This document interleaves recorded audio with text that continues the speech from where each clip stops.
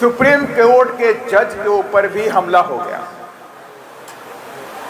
और हमला करने वाला क्या बोलता है, तुम सनातन का अपमान करोगे तो तुम पे हमला करेंगे। माने कि आज आम आदमी की औकात क्या है, आम आदमी की सुरक्षा कहां पे होगी जब इस देश के चीफ जज ऑफ इंडिया सुप्रीम कोर्ट के जज के ऊपर हमला हो जाता है। आखिर कौन लोग हैं जो हमारे संविधान से नफरत करते हैं? उन्हें संविधान पसंद नहीं है। उन्हें मालूम है कि इसी संविधान ने इस देश में पिछड़े दलितों गरीबों को कुर्सी पे बैठने का अधिकार दिया है। उसी संविधान ने इस देश के अंदर यादव के बेटे को मुख्यमंत्री बनाया। उसी संविधान ने इस देश के अंदर दलित को एक वहां सुप्रीम कोर्ट का जज बना दिया, चीफ जज ऑफ इंडिया बना दिया। ये तुम्हारी सोच है संविधान को बदलने की, ये तुम्हारी सोच ये धरी की धरी रह जाएगी। तुम हमारे संविधान पे खरोच भी नहीं ला सकते हो, खरोच भी नहीं ला सकते। उन्हें मालूम है कि अगर ये बहुजन समाज के लोग एक हो जाएंगे तो 100% इस देश में सामंतवाद खत्म हो जाएगा और इस देश में अगर राज आएगा तो संविधान का हो जाएगा। अब आप उसको एनालिसिस करिए, आप उस पर विचार करिए, मंथन करिए कि क्या इस देश के अंदर होना चाहिए। अब आप देख लीजिए कि आज पूरे देश के अंदर आज ही घटना घटी है कि चीफ जज ऑफ इंडिया सुप्रीम कोर्ट के जज के ऊपर भी हमला हो गया और हमला करने वाला क्या बोलता है, तुम सनातन का अपमान करोगे तो तुम पे हमला करेंगे। माने कि आज आम आदमी की औकात क्या है, आम आदमी की सुरक्षा कहां पे होगी जब इस देश के चीफ जज ऑफ इंडिया सुप्रीम कोर्ट के जज के ऊपर हमला हो जाता है। और ये कौन लोग हैं? ये वही लोग हैं जो ग्वालियर में बाबा साहब की मूर्ति को लगने से रोकते हैं। और ये वही लोग हैं जो आपने भी रायबरेली घटना देखी, हरिओम वाल्मीकि को पीट पीट के उसकी हत्या कर देते। उन्हें तरस नहीं आया, उसको बेरहमी से पीटते रहे, उसकी गर्दन पे दबाकर पैर से दबाते रहे। वो चिल्लाता रहा कि मुझे छोड़ दो, मैं चोर नहीं हूं। और उसकी पत्नी रायबरेली के एनटीपीसी में नौकरी करती थी, मानसिक रूप से थोड़ा कमजोर था। हरिओम वाल्मीकि अपनी पत्नी से मिल करके वो अपने घर जाता, लोगों को लगा कि रात में चोर जाता, उसे पकड़ लिया। वो चिल्लाता रहा, अपनी जान की भीख मांगता रहा। उसको लगा ये रायबरेली है और रायबरेली में सांसद यहाँ पे राहुल गांधी है, हो सकता है मैं राहुल गांधी का नाम लूं तो मैं बच जाऊंगा। उस बेचारे ने राहुल गांधी का नाम। मारने वाले दबंग क्या बोलते हैं, अरे हम राहुल गांधी के लोग नहीं हैं, हम बाबा योगी के लोग हैं। अब आप समझ लीजिए कितनी हिम्मतें बढ़ गई कि चीफ जज ऑफ इंडिया पे हमला हो गया, एक दलित को पीट पीट के वहां हत्या कर दी गई। आखिर कौन लोग हैं जो हमारे संविधान से नफरत करते हैं? उन्हें संविधान पसंद नहीं है। उन्हें मालूम है कि इसी संविधान ने इस देश में पिछड़े दलितों गरीबों को कुर्सी पे बैठने का अधिकार दिया है। उसी संविधान ने इस देश के अंदर यादव के बेटे को मुख्यमंत्री बनाया।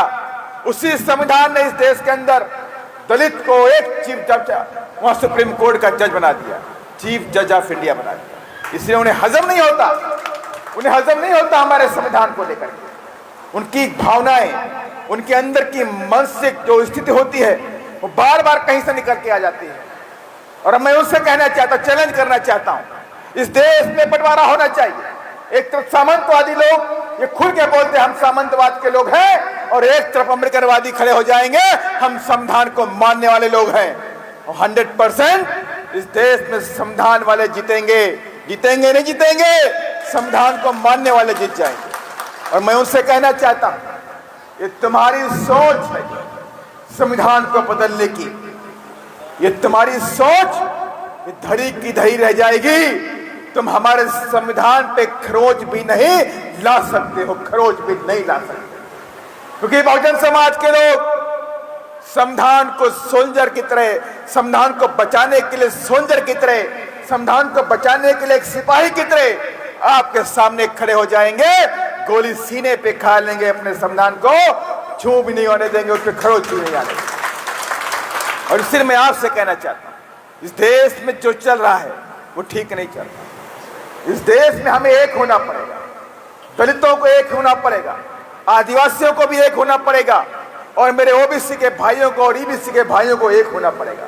अगर इनके चुंगल में फंस जाओगे, अगर इनके चुंगल में फंस जाओगे तो 100% इस देश में गुलाम बना दिए। हजारों साल तुम गुलाम रहे हो देश में। सम्राट अशोक के बाद आप हजारों साल इस देश में गुलाम रहे, और आपकी गुलामी कब खत्म हुई? जब बाबा साहब का संविधान आपके बीच में आया 26 जनवरी 1950 को, जब देश में लागू हो गया, उसी दिन आपकी गुलामी खत्म। आपको अधिकार मिले, शिक्षा का अधिकार मिला, पढ़ाई का अधिकार मिला, नौकरी का अधिकार मिला, कुर्सी पे बैठने का अधिकार मिला, अच्छे कपड़े पहनने का अधिकार मिला, अच्छा खाना खाने का अधिकार मिला, अच्छे घर बनाने का अधिकार मिला, जमीन का अधिकार मिला, एमएलए बनने का अधिकार मिला, मुख्यमंत्री बनने का अधिकार मिला, चीफ जज ऑफ इंडिया का सुप्रीम कोर्ट का जज बनने का अधिकार मिला।